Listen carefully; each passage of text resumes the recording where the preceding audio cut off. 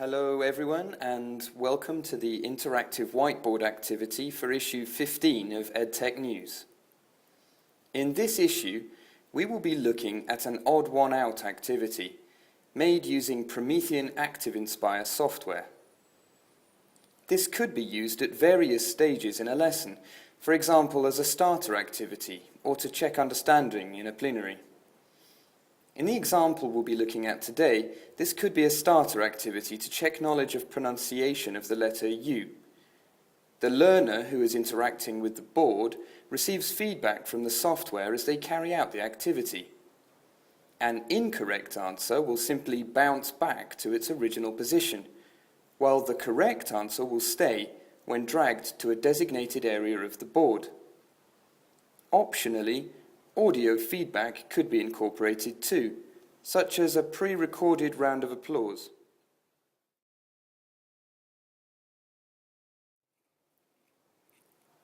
To begin, we'll create a new flipchart and save it.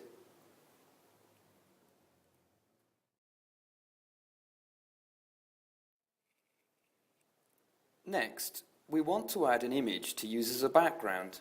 Then, in the Object browser, we'll select the objects we want to move to the background layer to keep them out of the way while we're editing.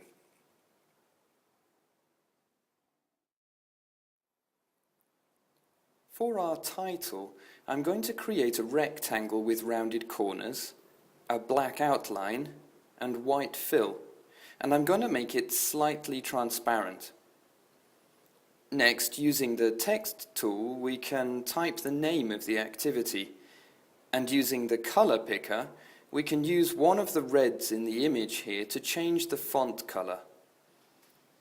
These text larger or smaller buttons are very handy for visually editing objects in a flipchart.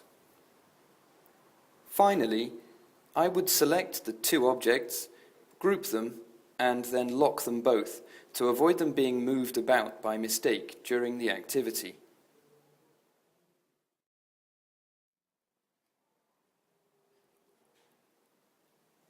Next, I'm going to create the alternatives. Each one will have a background, which we can make in a similar way to the title. Again, as we don't want learners to inadvertently move these, we can lock them.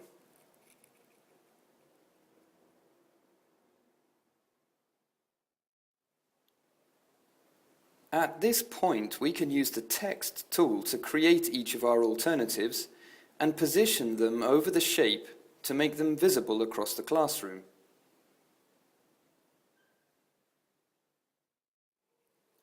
To make this activity work, we're going to use functionality that is not available in all interactive whiteboard software.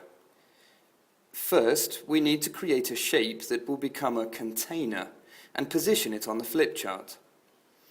It isn't necessary, but I find it sometimes helps keep track of things to use the Object browser to rename objects you'll be working with.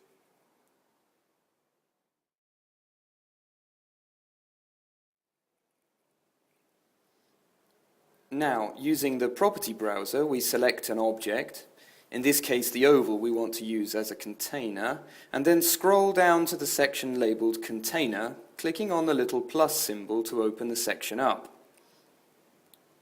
We're going to specify that this can contain a specific object.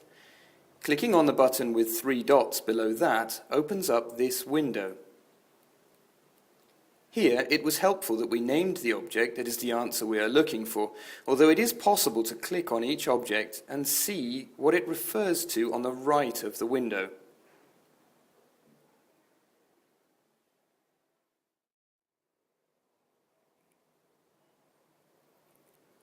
Then, for each of the alternatives, we need to specify that if it is not contained, it will return to its last saved position.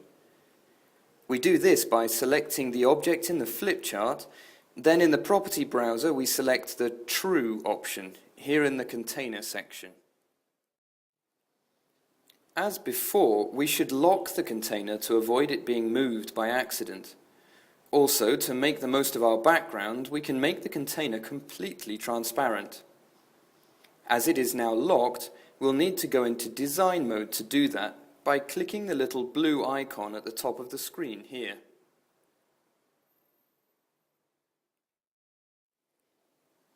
You can see that these objects return to their original position, but the activity will not quite work yet, as there is one last important step.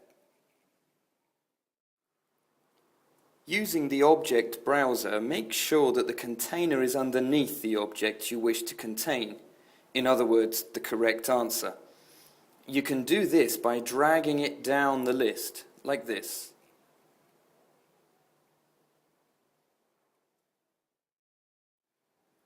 Now, an incorrect answer will simply bounce back, and the correct answer will stay in place. Optionally, you can also configure audio feedback for the learner. First, select the container. Remember that as it is currently locked, we first need to enter design mode.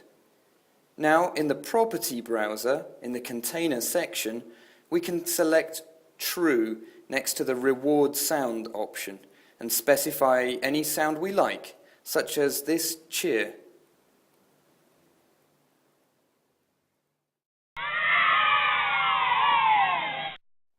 We hope you enjoy playing with this idea and adapting it to your classroom.